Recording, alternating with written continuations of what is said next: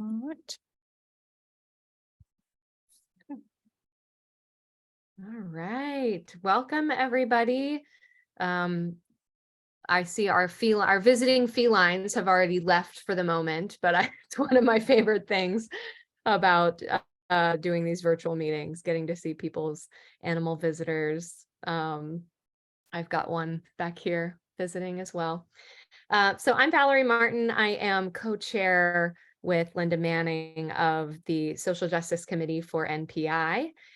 And we've been doing a few of these panel events this year. We'll continue doing panels, and it might be sometimes a single speaker, but we've really enjoyed the opportunity to create these virtual events that can offer a space for really important conversations about the intersection between our sort of psychotherapy, mental health world and social justice issues. So we appreciate all of you that are taking your time to be a part of this conversation. We want these events to be interactive. So please, at any point, if you have a question come up, feel free to put it in the chat or raise your hand, and we will get to your question. There are some questions that I have sort of existing that we'll start with that I will kind of throw out to set the stage of the conversation, but then at any point, feel free to bring in your own question. I do want to mention, and this actually is something I want to get better about remembering to do at all of these events, but tonight it was inspired by our guest Kevin in their bio, and that is acknowledging that those of us who are in Nashville are on Cherokee, Yuchi, and Shawnee land. And in case you're not aware of this resource, this is a wonderful little website that messaging group chat. This looks different than what I'm used to. I think y'all all see that. But this is a website where you can always type in the location that you're in and find the indigenous populations that were native to this territory that was claimed and stolen. So thank you, Kevin, for that inspiration. And I will now read the bios for our panelists. As I am reading your bio, just give everyone a wave so they know who you are, and then we will jump in. Okay. So Jameson Worley, MS, RDN, LDN. Jameson is a registered dietitian nutritionist in the Nashville area and founder and owner of Worley Nutrition Group. Her practice specializes in eating disorders, disordered eating, sports nutrition, and women's health. She practices from a non-diet, health at every size approach to help clients recognize why fueling our bodies is important and how we utilize food as a connection to bodies and self. She's worked in multiple nutrition settings and treats her clients based on an anti-oppression lens. When not working, you can find her in her pottery studio and spending time with her 2 little girls, husband, and lab. Mackenzie Fox, LPC, MHSP. Mackenzie is in the Nashville area who specializes in treatment of body image concerns, anxiety, and depression, including co-occurring disorders such as eating disorders, substance abuse, and trauma. She received her master's in clinical mental health counseling at Trevecca and currently serves as the director of operations for The Collective, a treatment center focused on social health and connection. Mackenzie is heavily involved in activism efforts, bringing awareness and raising support for the eating disorder recovery community in the area, particularly for folks in fat and plus-size bodies. Outside of work, she enjoys powerlifting, spending time with her cats Maleficent and Garbage, or rewatching episodes of The Office for the 100th time. Kevin Jarvis, they, them, is a mad, disabled, and queer artist from so-called Western Massachusetts, located on the Pocumtuck people's land. Kevin's art and activism speaks to their lived experience with mental health in an unfiltered way. They exhibit a passionate effort toward making the world a more accessible place for everyone. And their lifelong struggle with things like ARFID, chronic illness, and mental illness fuels this passion. When they're not painting, sculpting, making, or building something, they enjoy being at the Nubble Lighthouse, hanging with their cats, Tucker and Potato, cooking and getting lost in the woods. Colleen Werner, LPC MHSP Temp, is a full-time psychotherapist at the Gaia Center for Embodied Healing in Nashville. That's where I am. She received a BA in psychology from the Honors College at SUNY Old Westbury and completed her master's in clinical mental health counseling at Trevecca Nazarene. She primarily works with folks navigating eating disorders, body image issues, trauma, and sexual concerns. Colleen is a dancer, dance teacher, and registered yoga teacher, and is passionate about helping folks in all bodies find joy in movement, and enjoys weaving movement into work with therapy clients when appropriate. When she's not working, you can find her listening to Harry Styles, dancing, laughing with her fiance, or obsessing over corgi pictures. An amazing crew we have with us this evening. Thank you all again for being here. And I did not state this at the beginning, but I imagine you all know you are here for a conversation around body liberation and advocating for clients of all sizes. So this is an issue that is, I know, very near and dear to the hearts of many folks here, including our panelists and myself. So I thought it would be interesting for us to start with a conversation around some of the language that we use, because I think this can be very confusing and it's very easy for people to step in landmines around language.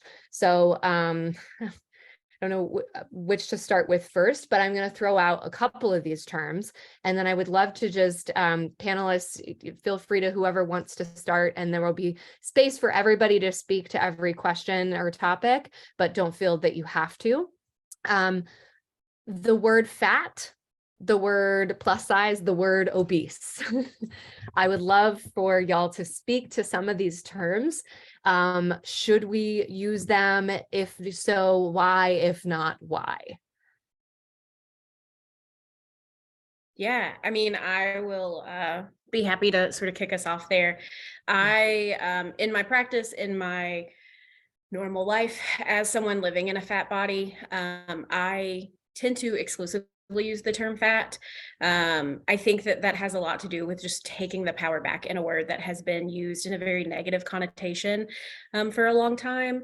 So I use fat for myself. When I'm working with clients, I kind of slowly introduce it, usually just kind of asking what their vibe, what their feeling is about the word, because I think we can spend a lot of time even just talking about what comes up when they hear that word. When I am like continuing work, if they're not at the level where they're comfortable using fat in a context of referring to themselves and talking about others, I tend to stay with plus size or larger bodied. Obese is a medical term that has a lot of negative connotations around it and tends to be pretty stigmatized. And so I would say avoiding the term obese is like gold star standard. Don't use that term when you're referring to people or, certainly your clients. Excellent. Who would like to add on? Yeah, I mean, I'll end Mackenzie from like the obese standpoint. I mean, obese literally just came from the BMI scale, right? And I know we know a lot from the BMI, like it was introduced from a mathematician, a Belgian mathematician way back in the 19th century that, wasn't a physician. It didn't serve its purpose essentially how it's serving its purpose now. And so it's a categorization that the medical world's used, and it's caused way more harm than not.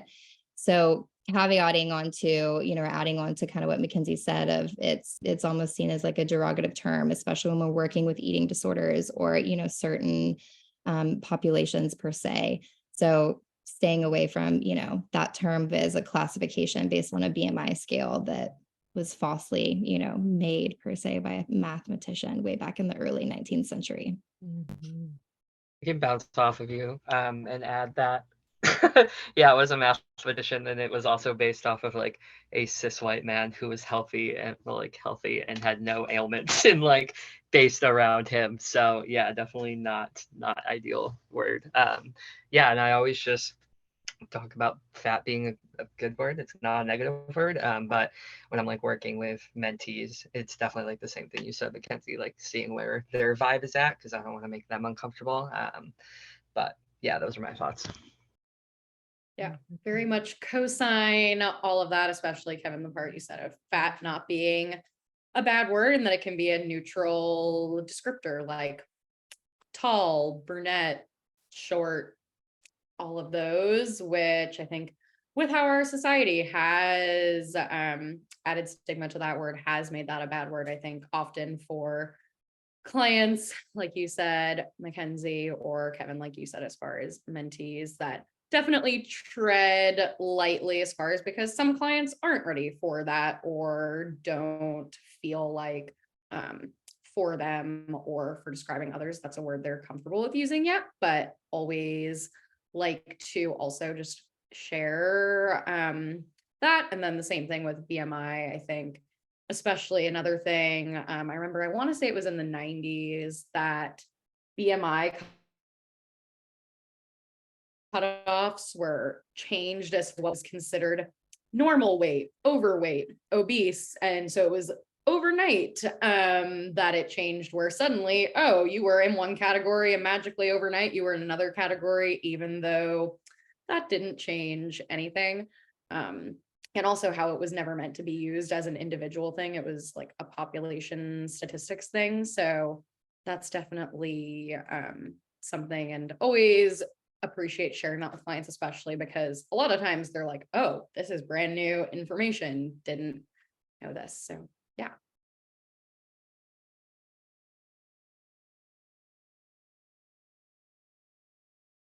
I am muted.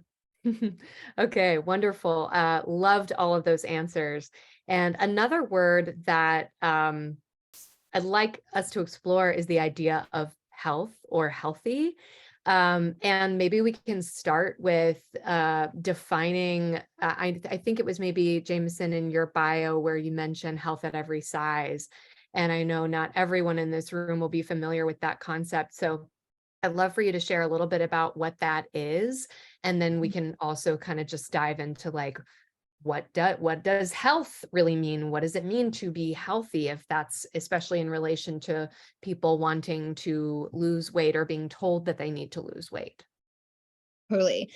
I mean, I think there's so many different ways to go about this. I always throw it back on my clients. It's one of the first things in like my initial assessment that I am working with clients of have them define what their version of health is to get a really good picture of where they're at on that spectrum or what they've sponged in their environment, what they grew up with, what diet culture has told them, what the medical world's told them. And so it's like the number one question I always ask my clients so that they can, one, I can kind of see where they're at. And then two, not necessarily redefine it for them, but be able to work with that and working with them, either with it's a therapist, with me, if it's eating disorder stuff or, you name it, but being able to kind of feel that out because it's such a broad category, right? There's health when it comes to medical issues. There's health when it comes to, just again, so many other factors, right? And so being able to, and I'm answering your question, Valerie, because I want to like in a roundabout way, because there's such a big definition of it, right? And so being able to, when you meet with your clients, having them define what health is almost more empowering and more of like an embodiment piece for them so that they can kind of help define that for them, because everybody is different. And that's almost that health at every size approach of like, our bodies have been stigmatized forever and ever and ever. And so how can we define health for us, for our clients, and help them define that and use that as like that empowerment embodiment piece. And then it's not just about their bodies, it's about their overall health, whatever that looks like for them, their goals, their relationships, their emotional stance, or, whatever they're working on. Like health can be so much broader. That kind of makes sense. Yeah, great. I will. Go for it, Mackenzie. You sure? Okay. Yeah. I will just tack on to that real quick. Because Jameson and I work in similar lenses when it comes to health, because I have a lot of people come to me wanting to work on their health. I work almost exclusively with fat folks. And so like health is a big thing that comes up a lot in my sessions. But I will draw out for them basically a graph that has physical, mental, emotional, spiritual, and social as categories. And we define health in those sort of terms of like, great, okay, you're doing all of these things for your physical health, but that means that you're not hanging out with your friends. It means that you can't regulate emotionally. It means that you're not giving enough time to spend in nature to do whatever. And so like, is that truly healthy? So just kind of breaking it out into a little bit more broad of a concept for them, because oftentimes people have only thought about health as a physical, for what that means for them physically. I think in the last couple of like years, we've shifted a little bit to like some emotional health, but still we really have a very small viewpoint of like what it means to be healthy. And so sometimes just breaking that apart into different categories feels really freeing, because people are saying like, oh, I'm already being healthy by doing these things. Mhm. Yeah, I would agree with that and add on. So being queer, that's mostly what I talk about and what I work with, like do in activism world. So when you mentioned like people wanting to intentionally like lose weight, just adding that like queer people are forced into losing weight, because to get gender affirming care sometimes you have to be below the BMI, so you are forced to develop an eating disorder, and like be quote healthy. So like health at every size is super important, and it's like hard to achieve and super like a privilege to be able to like identify in that kind of language.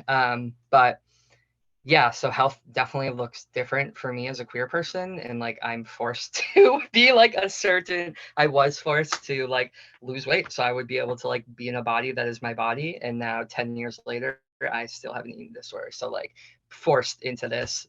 And yeah, I have more thoughts, but there might be more questions, so I don't want to like word vomit all my thoughts at once, but just wanted to add that viewpoint. Yeah, definitely agree with all that, especially really appreciate Mackenzie saying about these different pieces and how we often just think of physical health as what we define health.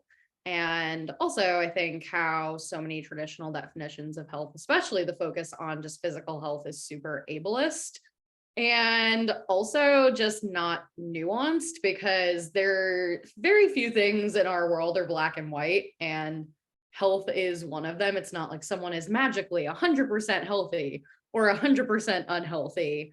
And I think especially how when that's often based off of physical health and especially appearance, body size, how I think it's very reductionist with that. And then Kevin, also really appreciate the piece you mentioned with privilege, especially in regards to queer folks, especially trans and non-binary folks, when it's like, yeah, if I want to be able to have access to gender affirming care, if I want to not be suffocated by gender dysphoria, then having to, unfortunately, because of how our system exists, and while there are some providers, unfortunately very limited in our country, and I'm assuming the world too, that will that don't go off of BMI cutoffs, but unfortunately the majority, that is the case. And how, yeah, that part of cool, had that surgery 10 years ago and now you still have an eating disorder, that I think is so frustrating. And also how I think often what we view as healthy, or what we're prescribed as health, very much is disordered, and how often the things that we think are healthy actually aren't healthy, or are only one piece of the picture, which I think is also what I really appreciate about the health at every size paradigm, that it really isn't just about physical health. It is all of these different pieces, and also takes in that social justice and privilege piece of, hey, here are all of these pieces, all of these factors that impact being healthy.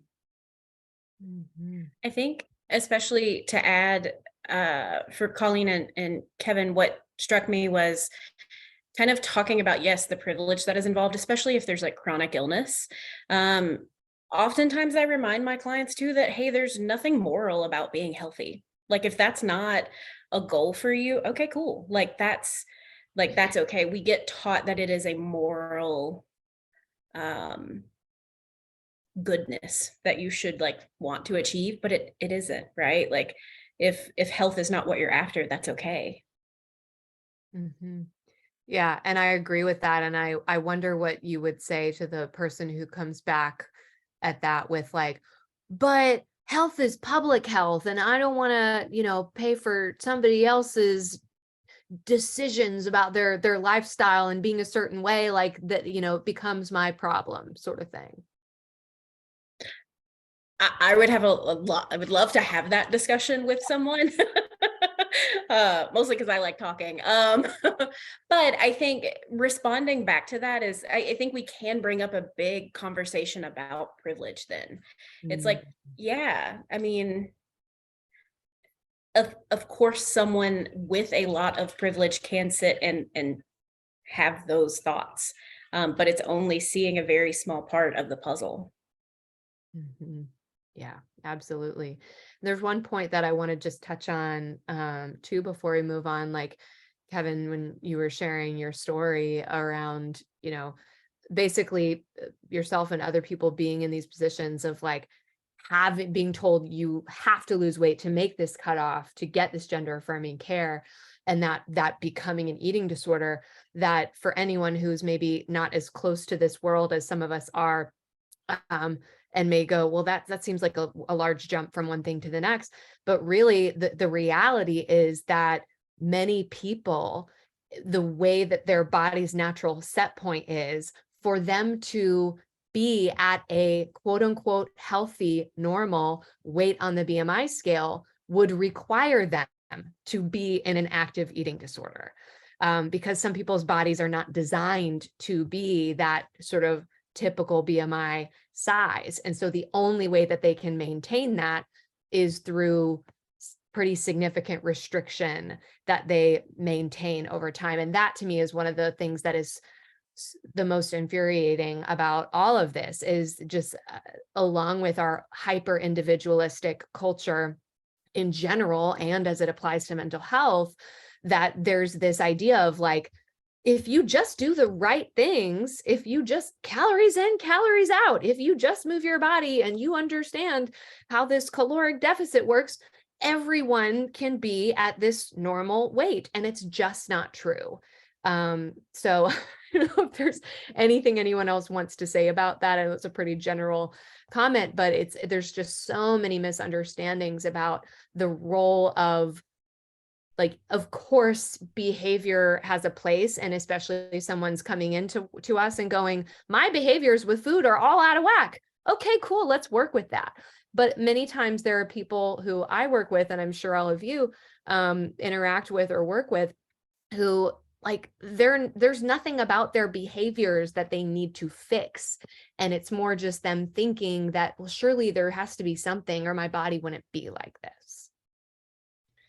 Yeah, I would add on to your first thought that like it's like eating disorders are a vicious cycle, but thinking of it from my lens, it's like, well, gender affirming healthcare is suicide prevention, but the thing to get that is an eating disorder, which is just a slow suicide. So like either way, you're fucked, for lack of better words.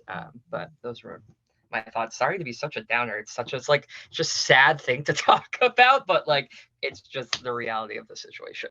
Yeah. And I think that's right? Like it's the reality of the situation. Like it's that, I mean, I play this role as a dietitian between like the medical piece and then almost the mental health piece, where you get people constantly. I mean, I used to teach diabetes classes way back when, and it was constantly like, okay, I got this diagnosis and I was told if I lose 10% of my body weight, I'll be cured. And it's like, okay, hold on. So it's always redefinition, redefining, like reestablishing, like, okay, what? No, but it's sad. It's the reality that that's what people, our clients, are being told on a constant basis of, hey, if you fix this and this is how you do it, with your body, then like you'll be cured. When in reality, there's so much more to that picture. And we see it day in and day out. And yeah, it's a really harsh reality.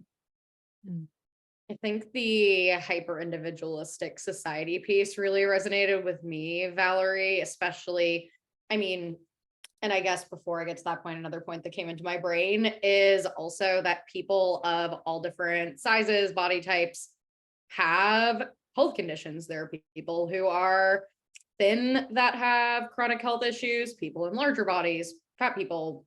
And so I think we miss that a lot. And then the piece of how responsibility is somehow placed on individual people as far as, well, this system is actually the problem, whether we want to call it broken, or how in some ways it's not necessarily broken, it's just wired to not be a system that is supportive of people being able to access care, and how suddenly it's like, well, you have these health conditions, or, oh, well, you must be unhealthy because you're fat, so you're making me pay whatever thing in my taxes or whatever. And then also all the assumptions that, kind of going off of what you said, Valerie, also around, there are people in larger bodies who have larger bodies, not because they're engaging in disordered eating, that's just where they're at. And this assumption that, oh, you're fat, you must be unhealthy, and you must be somehow creating a burden on the healthcare system, which the whole idea of having a burden on the healthcare system is a bunch of effed up bullshit anyway. But that is definitely something I think, yeah, the hyper individualistic piece just really plays in there. Mhm. All right. So Betty put a question in the chat that I will read, and it's perfect timing because I was about to segue to a question just basically around how do we navigate working with clients and these conversations with clients who might be seeking or curious about intentional weight loss. So Betty asks, can the panel speak to the question of clients who share their personal desire to live in smaller bodies and are looking at apps like MyFitnessPal or Weight Watchers, or I might add Noom? I struggle with wanting to meet them where they are and respect their own goals and the reality of the statistics regarding restricted eating and future weight gain and the failure of diets generally. Also, any thoughts about the heavy marketing of Ozempic and similar medications was also a bullet point for me under this question. Thank you, Betty.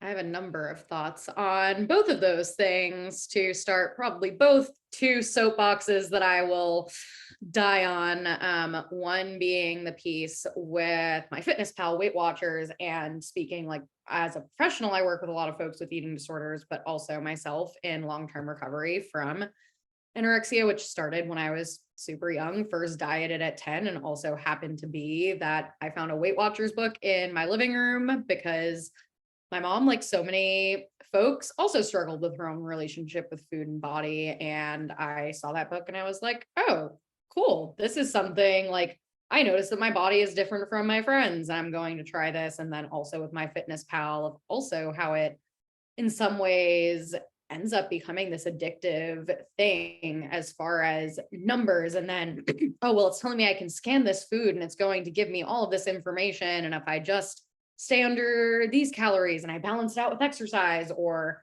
whatever, that I think it is really this vicious cycle.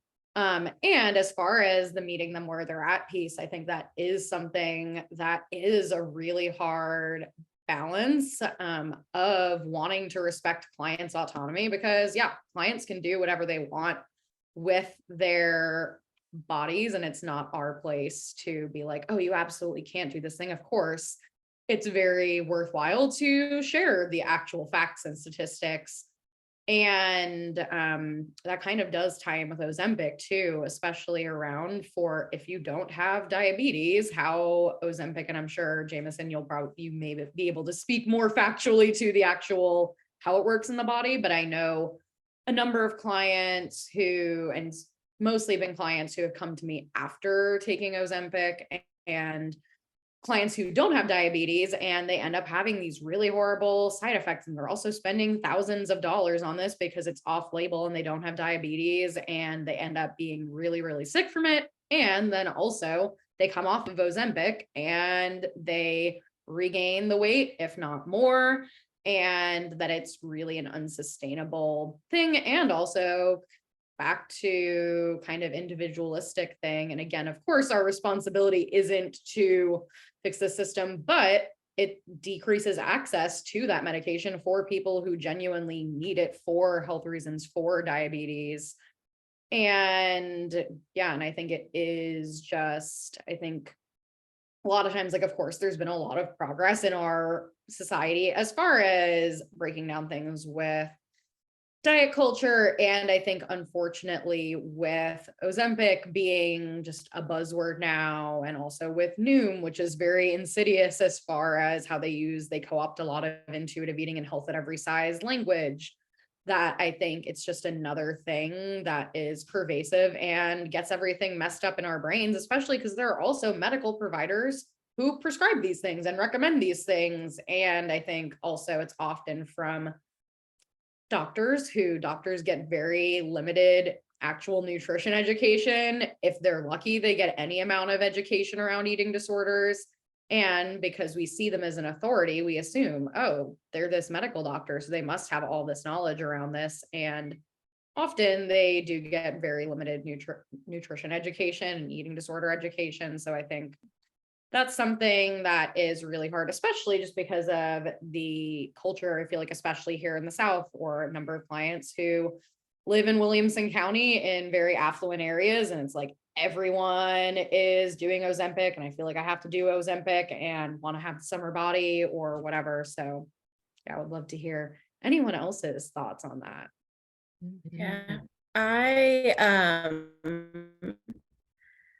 really echo everything you just said, Colleen. I want to speak to the clients who share their personal desire to live in smaller bodies and how to navigate that. Honestly, my question back to them is like, how could you not? Right? Like, as someone who has lived their entire life in a fat body and have received messages day in and day out that it's bad, it's wrong, it shouldn't exist, whatever, like, how could I fucking not want to be in a smaller body? Right. And so just acknowledging that, like, yeah, man, like, that makes sense. I think there's so much work that can be done with our clients by just creating space for grief. Giving up intentional weight loss means that you're going to exist in a world that is telling you that there is something inherently wrong with you. And so it's sort of like, which is worse sort of thing. And I can, as somebody that is certainly on the other side of my eating disorder, 10 years into recovery, like, is feeling comfortable as a person that's in a fat body, like, I can tell you that this does feel better for me, right? But that's also speaking to a cisgendered, straight presenting white woman who's also fat and not living with other, like, I have a lot of privilege in saying that. And so there's going to be places, or there's going to be people that don't get to just exist in their bodies, even when they do, even when they start to do this sort of work of body acceptance and body liberation. Mhm. And then, yeah, Ozempic is the bane of my existence, and I'm tired of hearing it. Preach it. No, I mean, I'm with you too, Mackenzie. I love the fact that you said grief. Like, that's a lot what I tell my clients, like, if they're working with a therapist and, we're recommending them to see a therapist, of the grief, the grief process. I mean, it's being able to hold that space for people who, understanding, again, going with what Mackenzie said, of just understanding that it's such a systemic thing. And it's so hard that, like, our bodies have been the focus for the longest time, and that it's not grieving where your body is at or what it's doing. It's grieving society and the way that it views our bodies. And I think that's a big thing, is to be able to understand that all of us, like, as just humans with bodies, are grieving, like, at the end of the day, because it's there, it's present, it's everywhere, it's not going away. Sucks, wish it was, of all diet culture, all the things, but just being able to hold space for that, for the pain, for the grief of, what your clients are experiencing when it comes to body.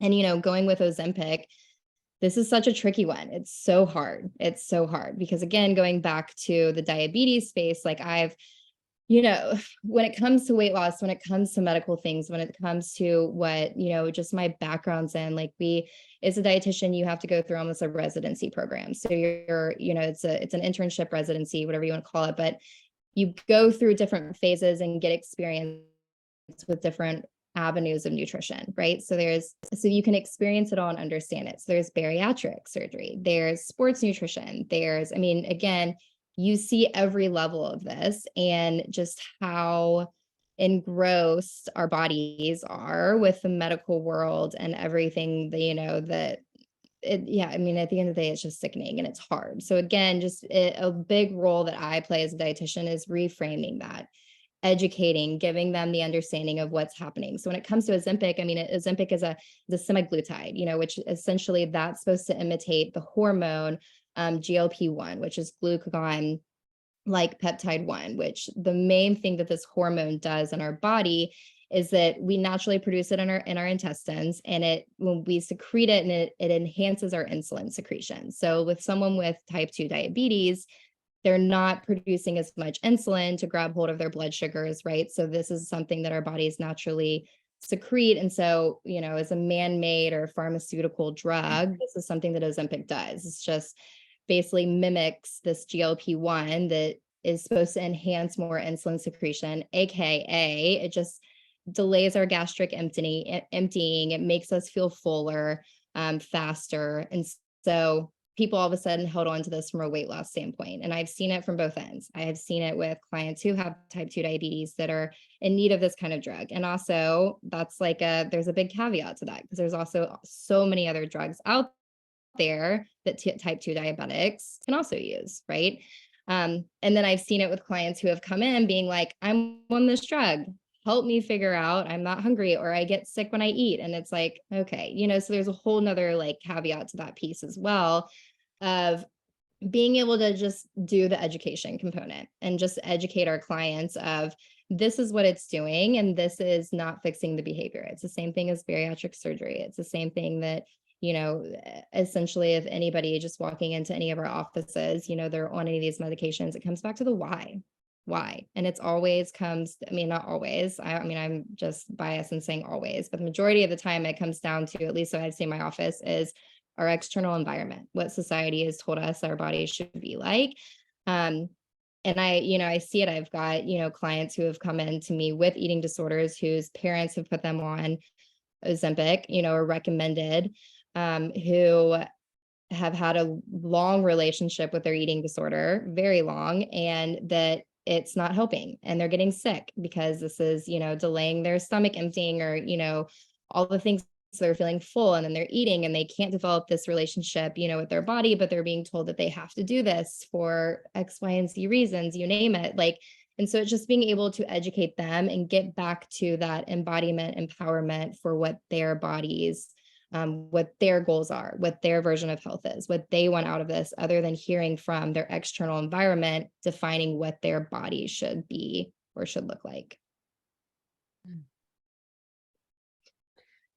Jameson, it's possible I missed this when you were talking about the sciencey part of the Ozempic, Sure. but is it true that the weight loss component of it, whether someone's on it for diabetes or just for weight loss, is because of appetite suppressant? Mm-hmm. Yeah. So that in and of itself is, like, to me, points out yet another reason why it's problematic to give for weight loss, because many times the clients who are in larger bodies or fat and are coming and going, oh, my doctor asked me if I want to try Ozempic, are not overeating. So we want to suppress their appetite? Like, there's a disconnect there. There's the assumption that if you are overweight, you must be overeating. So let's decrease your appetite and then you will stop overeating, right? Totally. Yeah. Yeah. And it's hard. Oh, go ahead, Mackenzie. Oh, I was just going to say, I think that there's also this component too of like my clients that are struggling with their relationship with food and are using it as a source of like emotional support, right? So it is one of their coping skills when it comes to emotions. It's like, okay, if we're suppressing your appetite, it's likely not going to, like, you are still going to reach for food to soothe emotions. Mm-hmm. Right. So like, that's not going, if we're talking about like strictly just suppressing appetite. A lot of times my clients they don't know what their appetites are anyway. They're not in queue with that to begin with. And so it's like, okay, that's not going to serve you, even if it did like work, right? It's not going to serve you in that way. Right. That even if someone is eating more than maybe what their body needs, it's often not because their appetite is so high. Yes. Yeah. Right. Yeah. Mhm. Totally. Yeah. And I mean, it's the same concept as a diet, right? It's like going back to, I forget who said it, but that whole like black and white, we view society as black and white, or the medical world does, or it's like, this will fix it. In the end of the day, there's so much more to that. So much more. I mean, I've even had type 2 diabetic clients who have been on Ozempic or Mounjaro or any of that, and have lost too much weight, and they're older, or and they're muscle wasting now. And I mean, there's just so lack of information out there, right? And not to blame medical providers by any means, but you look at it from a sense of they don't have time. They get 15 minutes with a patient, to be like, here, take this, maybe this will help, and there's so much more to that, right? But it's just, I think that, again, I feel like my role and all of our roles is just that education piece, that psychoeducation of just like, what is it doing? Why do we feel like we need it? Because your body wants this, right? And again, why do you feel like your body wants this? Or because external environment, society, diet culture, you name it, wants this for you. Mhm. Yeah. Kevin, I wanted to see if there's anything you wanted to add to this, because I have something I would like to add, but I want to give you an opportunity first. Well, I was reading things in the comments, and that's what I'm thinking about. So you Sure. can go ahead, and I'll wait Okay. for Yeah. to Great. respond to that. So I just wanted to add, and this kind of brings in the question that Michael put into the chat here of defining more of like, what does privilege mean in this kind of discussion? So if I have a client who's in a larger body and, comes in expressing a desire to lose weight, I first have to recognize my positionality as someone in a thin body. So if I'm going to be coming in and having any kind of opinion, which isn't really the point anyway, but just I have to acknowledge that reality in the room. It doesn't always have to happen super explicitly, though often it does.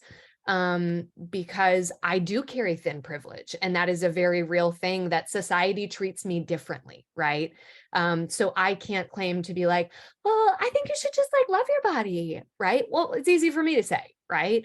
So that's really, and thin privilege shows up in many, many contexts, which I would love for everyone to speak to in a minute. But anyway, that's a first thing that I have to consider when a client mentions that. And then, as I alluded to earlier, I first want to kind of pose like, okay, so I mean, do you have any concerns about your eating or your movement or anything like that? Because if they do, cool, we'll start with that and we'll see what happens. But if they don't, then a lot of times that's where the radical acceptance and the grief work comes in of, what if this is where your body wants to be? What if trying to force your body to be somewhere else and artificially maintain a weight that is lower than where your body wants to be is going to keep you perpetually sick, right? So really looking at that. And then there's a kind of a way that I will sometimes frame this in, and this is not meant to draw a parallel, but more to kind of use metaphorically, is if we look at race in our country, and if I were to say, like, okay, so we live in a white supremacist culture, and so, people who are Black don't get treated as well as people who are white. That's just a fact. And for any client that I'm having, throwing this out for, I know that that's a fact that they agree with. And so I would say, well, would you say to your Black friend, like, so maybe you should just like try to be more white, right? Well, our culture says that to them in not so many words, but they'd be like, well, of course not. No, right? And so it's the acknowledgement of like, man, it sucks that our society doesn't treat you the same, but no, I don't think you should try to be less Black. That's absurd. And so them being able to draw that parallel of like, you shouldn't try to be, less fat just because society is the way that it is. And sometimes that kind of helps a light bulb click a little bit for people in a different way. So, yeah, if Kevin, there's anything that came up for you in that, feel free to speak to it, or just to the idea of thin privilege, and would love to hear what anyone has to say about that too. Yeah, before I was thinking about how like a lot of queer people are like the same concept, just stuck in like our queer bodies. Like I'm not going to wake up tomorrow and like be a cis man. That's just not how it's going to go. It's never going to happen. So also like the grief of that is a lot to handle. And like, so that's when you like utilize harm reduction, because we know eating disorders are coping skills at the end of the day also. And like if the worst thing you have is an eating disorder, like, oh, not oh well, but oh well, like you're alive kind of in that sense. But yeah, I was just also thinking about how like, yeah, just being like forced into a body is a lot of body grief. And the concept of body grief is wild, and I could probably talk forever on that, so I won't. But yeah, I hold like a lot of privilege being in a smaller fat body and like passing. But there are also just like things I cannot access and I never will be able to access. So utilizing harm reduction and being like, okay, yeah, like tonight, this isn't the case, but like if I was like tonight, yeah, I'm experiencing like a lot of dysphoria and there's nothing I can do about that. Like I'm going to engage in the eating disorder behavior. How can I do it safely? And I think that freaks out a lot of people. And like when I'm mentoring and doing stuff like that, they're just like, wait, you mean you're okay if I engage in eating disorder behavior? And it's like, yeah, I mean, that's like what society is forcing you to do, and that's what has worked to keep you alive. So like, how can we do it safely? Which is like would be my thought on all of that. Yeah. Speaking to the privilege piece as well, like when I'm working with clients for myself, whomever, I liken to being fat to being like in a group, a culture, a community, right? Fat folks like have a shared group experience about, we have a lot of shared experiences from being fat. And when I frame it up that way, I also share that it is one of the only sort of groups where people can leave. Like they can leave this community, they can leave this culture, and they actively try to, right? And so adding that sort of layer of here is this shared experience that we have, and people are telling us that it's wrong. And then to go a step further and say that at some point I could not be in this group anymore. Or that people are in the pursuit of not being here anymore, I think is like that added sort of layer of, when we're talking about what thin privilege is, it's this idea that here is this population that like does have a shared experience and people are actively trying to move out of it.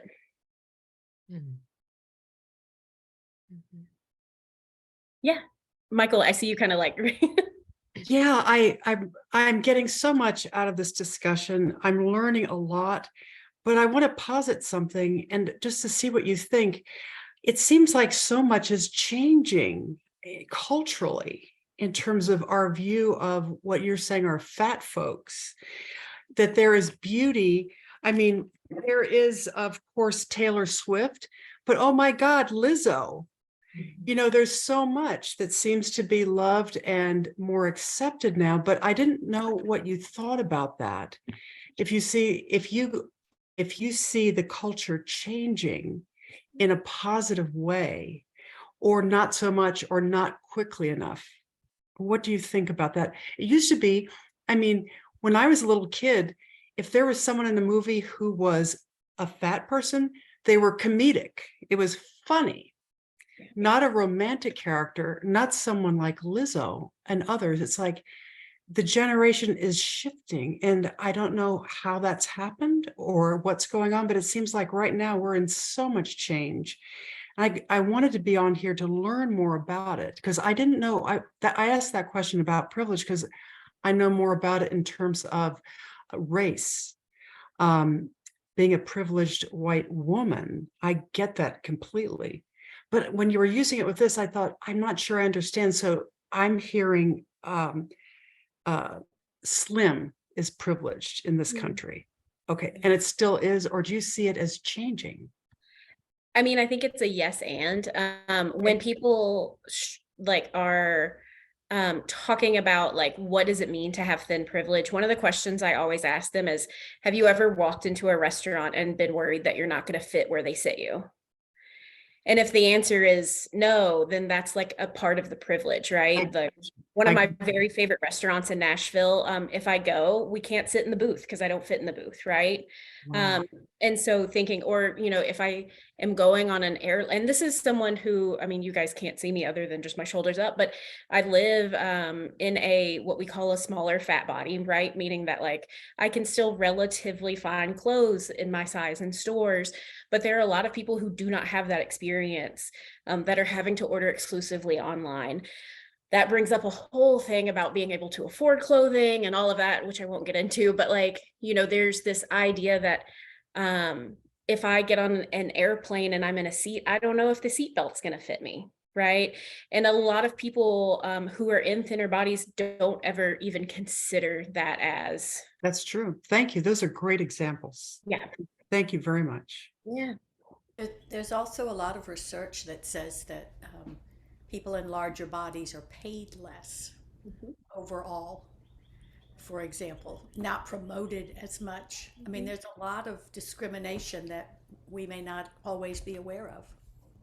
Yeah. It is also, I think, in maybe 2 states and a handful of cities, is it illegal to fire someone for being fat. So think about that. Like, that is the only places that it is protected as a group of people. Everywhere else you can be fired for being fat.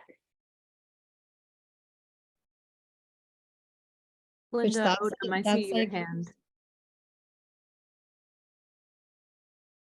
Oh, Two things. One, I have a comment and a question. My comment is, we're talking about privilege. There are celebrities who lose large amounts of weight, and that is celebrated. I mean, that is considered now they're even more of a an acceptable celebrity or something. Now that's changing, I guess, like you're saying, with people like Lizzo.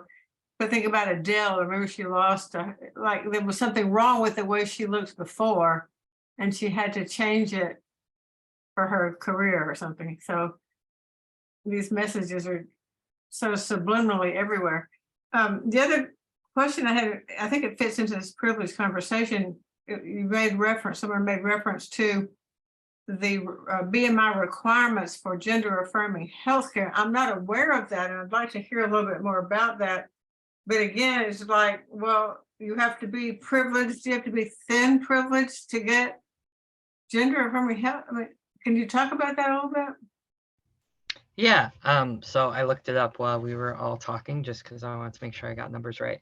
But the average BMI scale to be able to get any kind of gender affirming surgeries is 30 to 45, which is quite a hop and a skip and a jump. That's 2 whole groups. So I'll use myself, and then I wrote down another example. But so I'm 5'9", and my BMI is 32. So I would have to jump an entire group just so I could get surgery. And then like a more extreme is like 6'3" person would have to be under 200 pounds to get gender affirming care. Under 200 pounds as a 6'3" person. That's fucking that's bananas. That's absolutely bananas. What is the rationale for that? What? What is the rationale for that? Why did they? That it's quote unsafe to go under the knife, and it's a liability. It's a liability. That's all it is. It's doctors protecting their asses. There's no credible research. There's a few articles written by some terrible doctors, but there's no credible research saying it's unsafe at all. I mean, to caveat from that, that's the medical world we live in. And it's sad. Like, it's, again, going back to all this is the reality. And so it's going back to when we talk with our clients of, it's that grief work. It's the holding space. It's the looking at that fat phobia, weight stigma, you name it, is real. And so it's not telling people to just love yourself however your body is. It's being able to hold the space for grief work around our systems are broken. At the end of the day, we can't, it comes down to systemic issues. We can try our best to work with this BMI. BMI is insurances hold on to BMI. at the end of the day. I mean, you know, a personal example, my husband is 6'4" and he's obese, and our, you know, medical just health insurance is, you know, an extra $100 a month, even though he has no other medical conditions, but he's labeled obese, right? So you're looking at that from so many different lenses, that it's the systems. It's, you know, being able to, again, just holding space for your clients, and just going back to like the Taylor Swift, the Lizzo thing, like they're both great artists. And so being able to recognize them just as artists and not just because of their bodies, right? And just being able to have that reality of, again, going back to, how do we define health for you? How do we hold autonomy for you? How do we, you know, work this out so that it's for you, you know, and not our external environment and all the systems and everything that are in place. Thank you. Colleen, I wonder if you want to speak to that topic of, is the culture changing, and if so, how, and is it changing fast enough? As I know we've talked about some of that.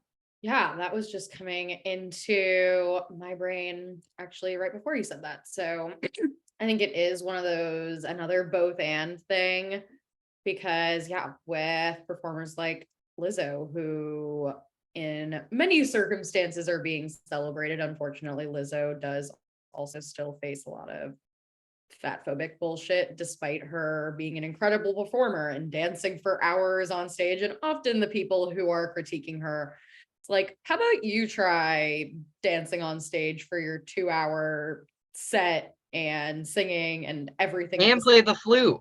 And play the flute exactly, all at once. like all of this, and people, and like it's usually people who would not be able to do that in any way, suddenly deciding that they are all powerful, have all of the wisdom. And so I think there is progress, especially around on social media, that there's a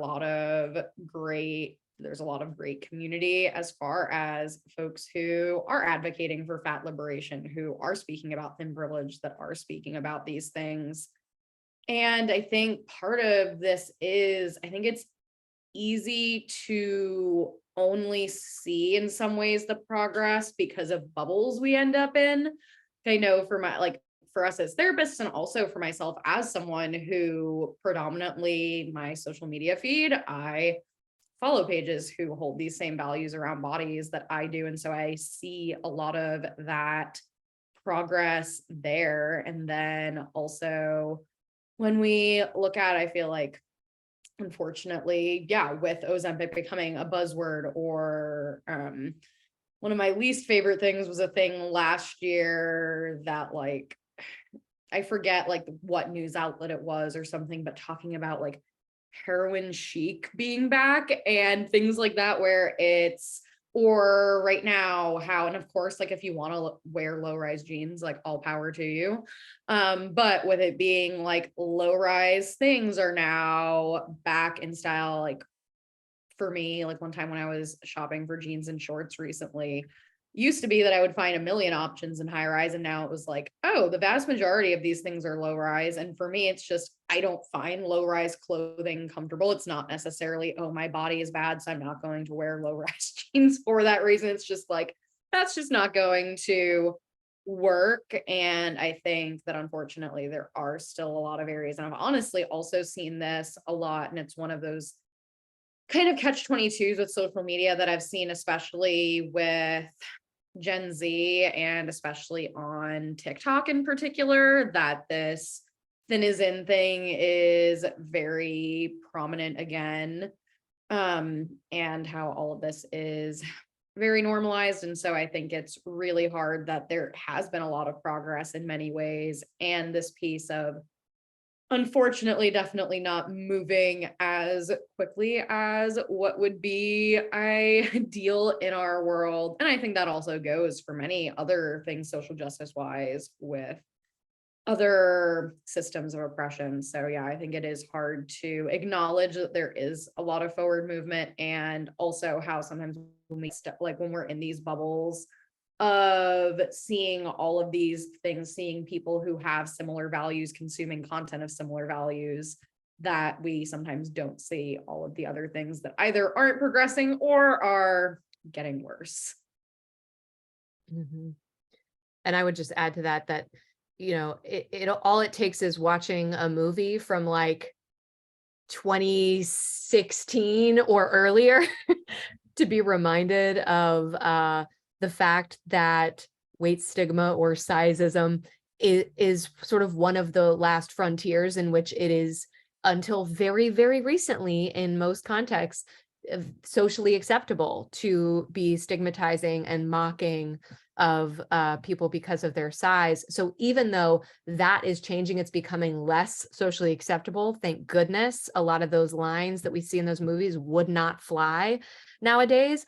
But if we think about similar areas of like gender, sexual orientation, race, where there's been stigma in the past, it's like, we know that the behind the scenes progress takes a lot more time, right? Like think of how long it's been not okay, not socially acceptable to say certain things around race. And yet it's become very clear in the past several years just how much has still been underground. And so I think it's celebrating the progress. Thank goodness it's not okay to say those things about people's weight in sitcoms now, and recognizing that that is still kind of skimming the surface.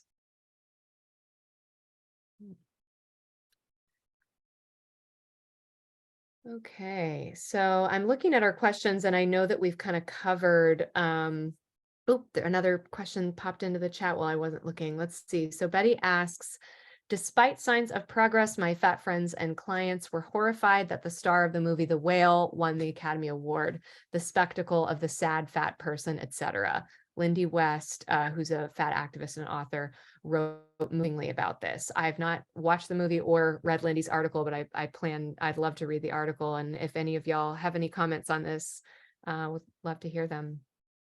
I watched The Whale for a podcast. One of my friends has a movies podcast, and he had asked me to watch it and then come on and kind of share my thoughts about it. It was pretty horrific. I mean, I think I left the theater just feeling gross. Like, so 10 for 10, do not recommend. I did read Lindy West's piece, and I think it really captured the, just how, like, here we are making this movie. It's getting like Oscar buzz. We know it's going to be big, and it is the same trope over and over and over again, that if it isn't the fat funny person, it's the sad, oh my god, look, they're so disgusting, like, and they're gonna die from this. Like, it's these two extremes and you can't win either way.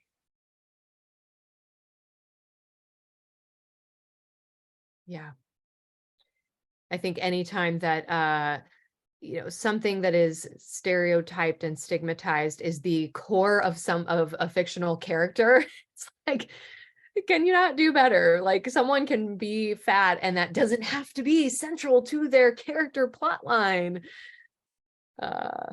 Yes. Okay. And Gert put in the link, and I will also, I forgot to mention this earlier.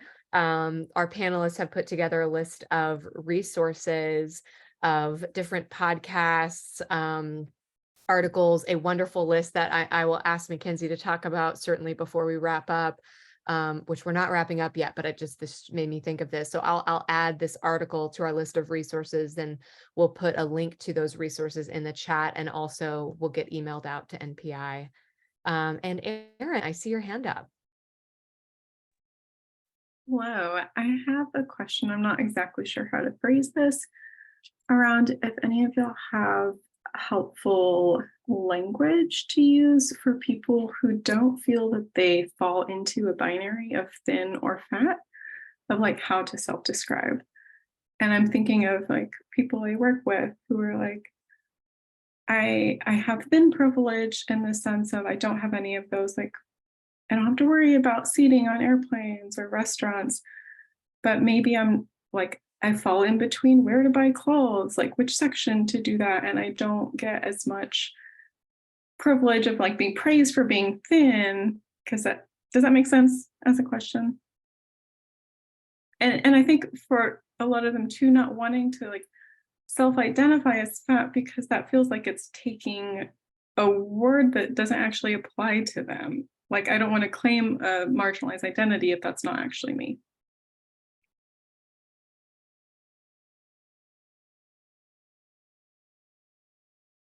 Great question. Who wants to start with that one?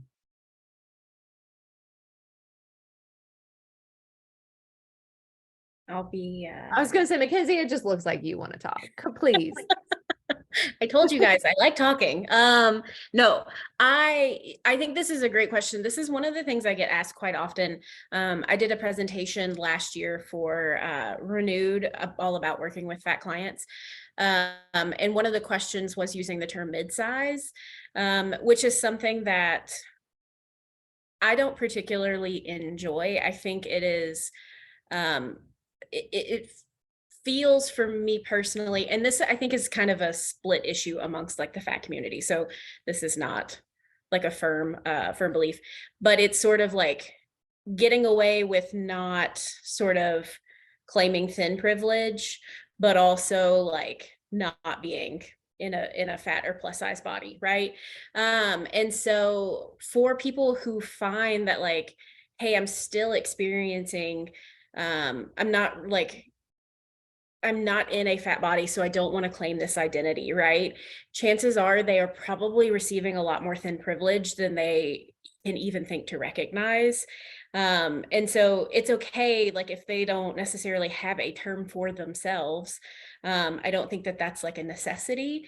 So it's okay to not claim like, oh, I'm in a fat body, right? And still be able to talk about this sort of nuance of, yeah, there are some privileges that I don't receive from my body size. But yeah, I would say like amongst the community, you know, talking with other fat activists and things, I think this is like something that comes up pretty often is like, hey, you're still receiving typically a lot of privilege from your body size simply by not being fat, even if it's like, it's the lack of fatness, not necessarily the idea of being thin. Does that make sense? And I would love for anybody else to add on.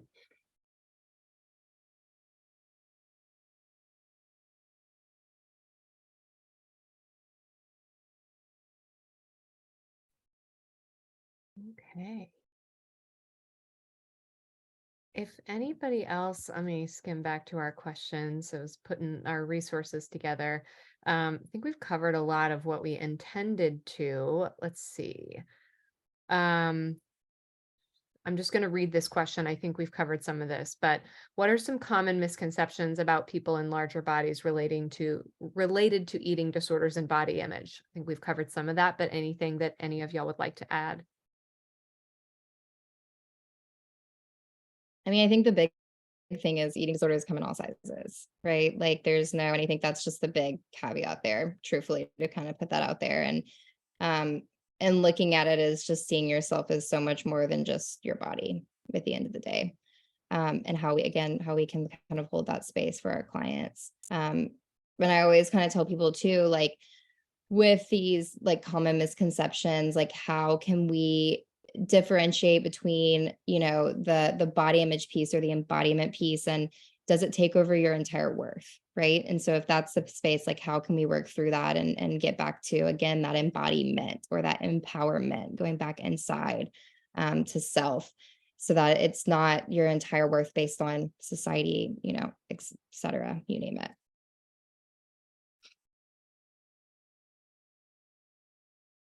Yeah. So, okay, an important question that I think fits in the category of advocating for our clients in larger bodies. Many times in our clinical work, it may come up that we to be able to refer someone to a psych provider, to a great trauma-informed OBGYN, or et cetera. Like there, I can think of so many different types of health professionals that I have aided my clients in getting connected with.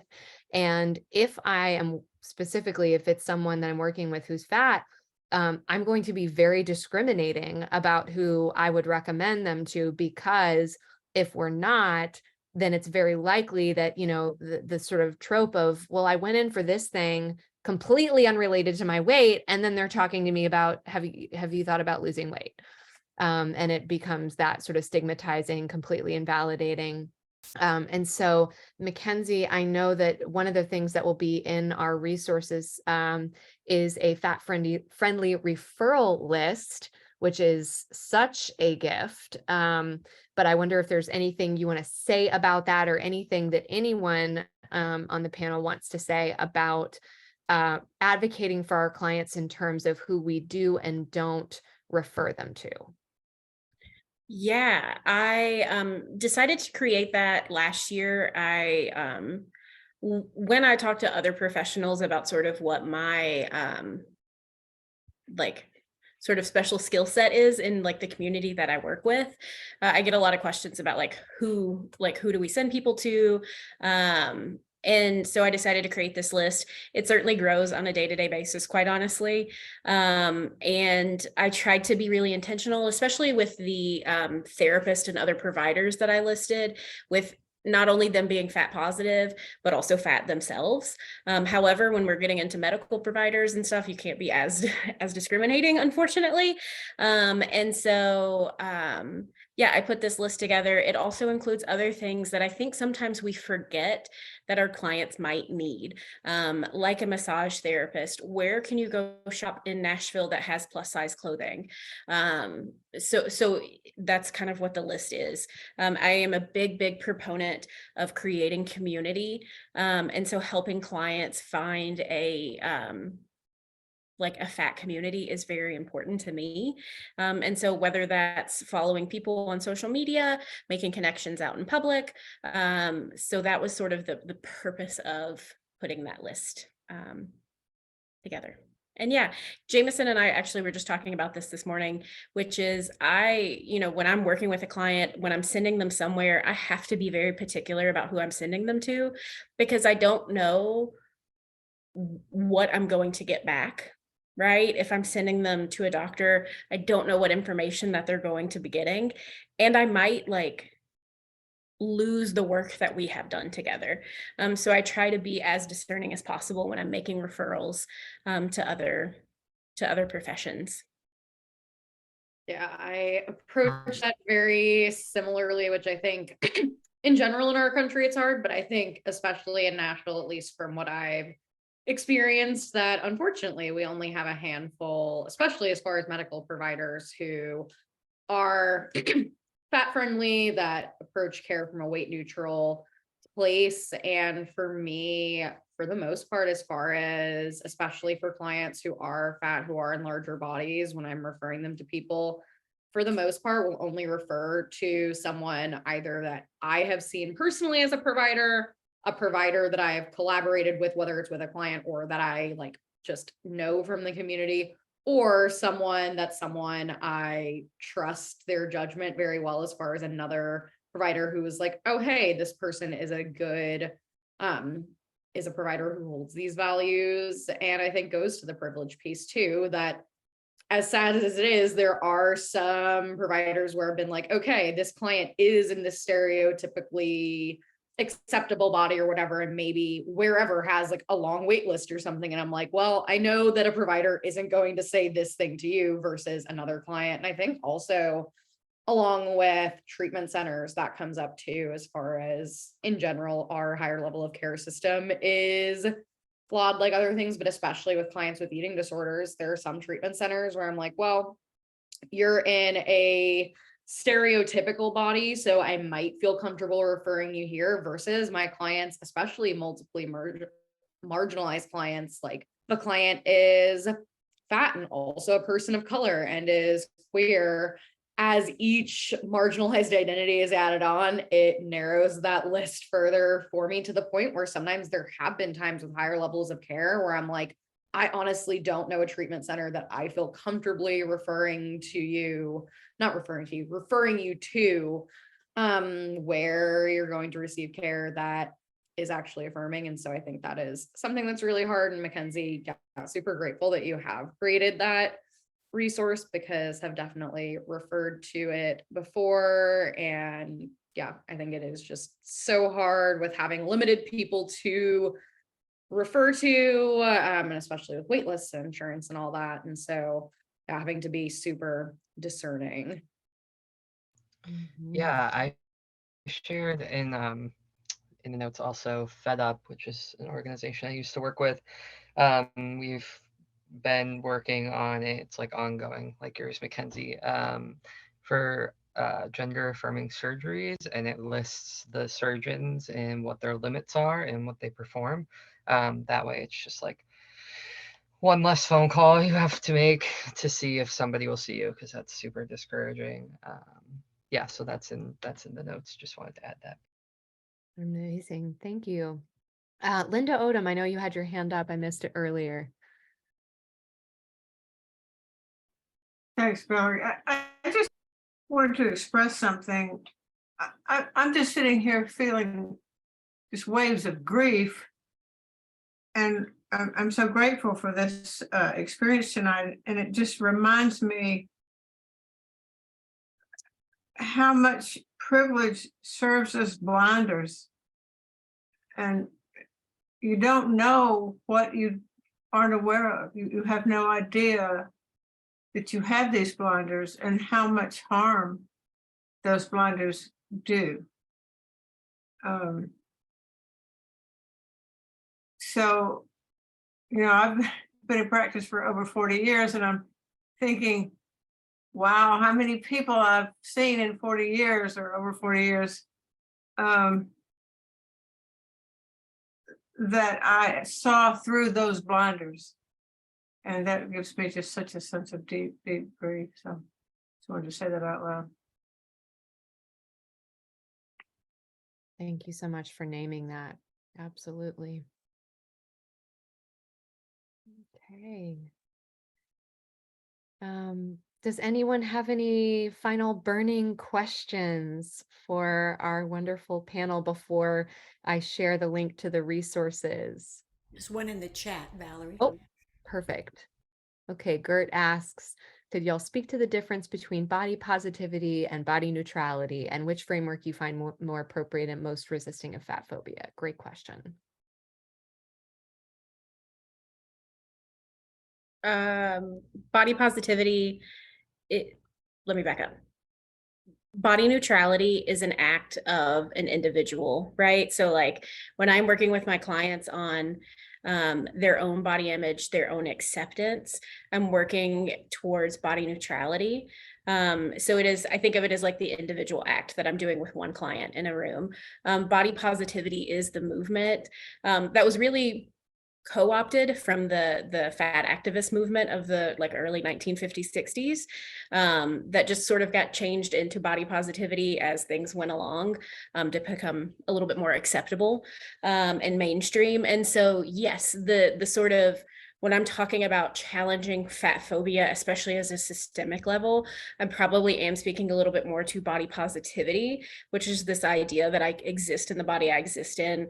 And I tend to frame it up as body liberation instead. But when I am talking to a client about where we're going, where we're working towards with your own body image, it's simply trying to get to neutrality, which is just this idea that like, here I am and I exist.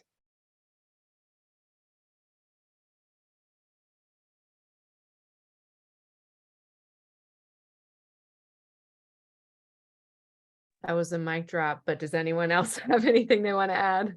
I was gonna say just co-sign all of that. Awesome. And then, yes, what is your perspective on OA, Overeaters Anonymous? I hate it.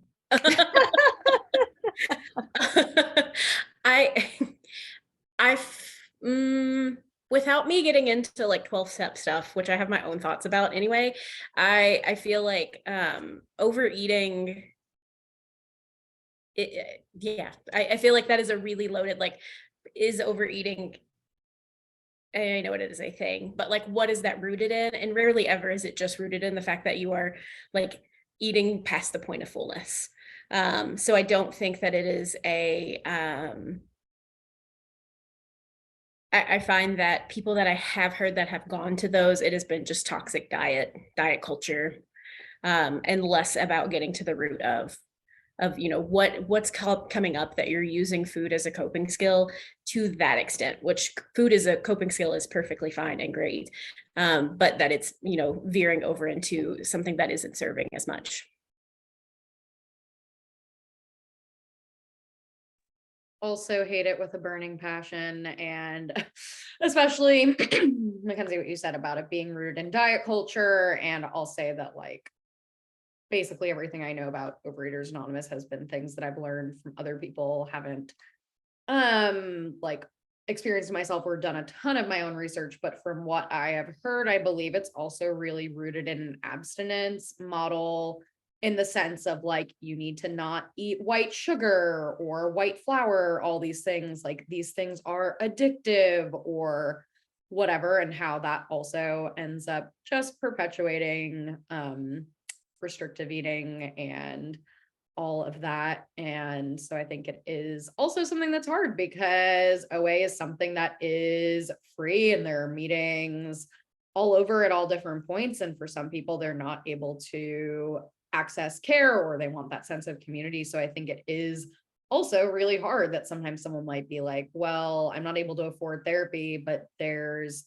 this OA meeting every Monday at this place around the block for me or whatever. And so, yeah, I think it is something that I 100% hate with a burning passion, and usually ends up not actually serving the real root of what's going on.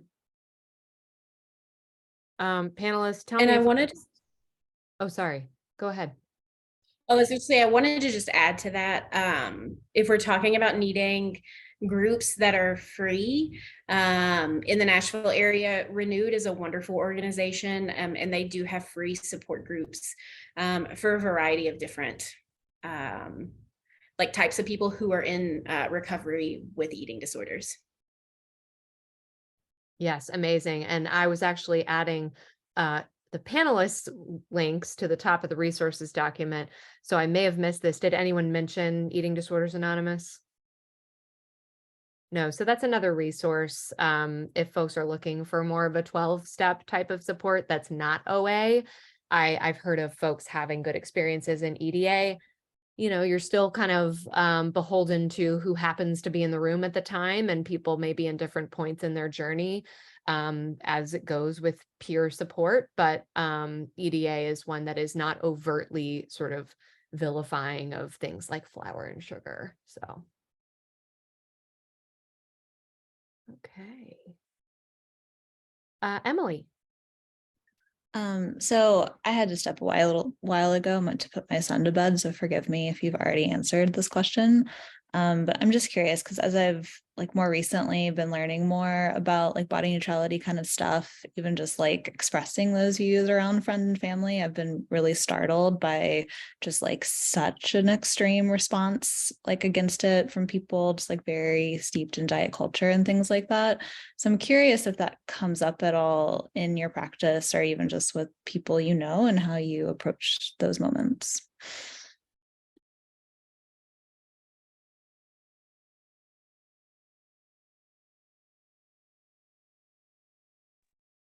I can kind of speak to this from the lens of just I see clients walk in my office day in and day out with so many different concerns because we've got such a wide spectrum of people that we serve, a lot of it being medical issues. And so it's hard to address the piece where I'm trying to think how to phrase this, but I think that looking at clients being able to go back to the stage or the state of rephrasing concepts and rephrasing just kind of where we're at with society, the whys, the challenging, not necessarily challenging beliefs, but more challenging the concepts, and just getting back to that space has been almost, I don't want to say proven success, but has been, success per se, like with my practice and just kind of what we work with in terms of just the nutrition aspect. I think you guys on the panels can speak to that from a different therapeutic approach,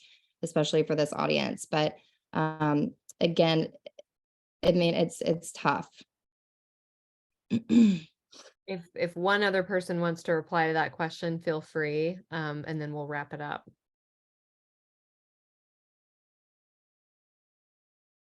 I would say for myself and then for my clients that I work with, being sort of the first person in your family to start to do like work around body neutrality is a really powerful step. And so sometimes just even acknowledging like, fuck, okay, I am breaking a system that is deep. And once again, like even recognizing that that's coming from cisgendered white woman. Like there are so many levels to doing that sort of work, and you might be the first person in your family, in your community, in your whatever system that you're in that's doing that sort of work. And so it is this really like radical act of self-love and liberation, and it's probably going to suck for a little bit. Mm-hmm. Yeah. Wonderful. Well, thank you all so much, Mackenzie, Jameson, Colleen, Kevin. And I want to especially shout out to Kevin, our out of town guest who's joining from Eastern time zone. So thanks for hanging in there with us. I just put a link in the chat to the resources. We may add more to that. So but you can visit that link, and we'll share that in the follow-up that Melissa sends out from NPI with the replay link. So thank you all so much for being here, taking your time to show up for this conversation. Thank you, everybody. Thanks.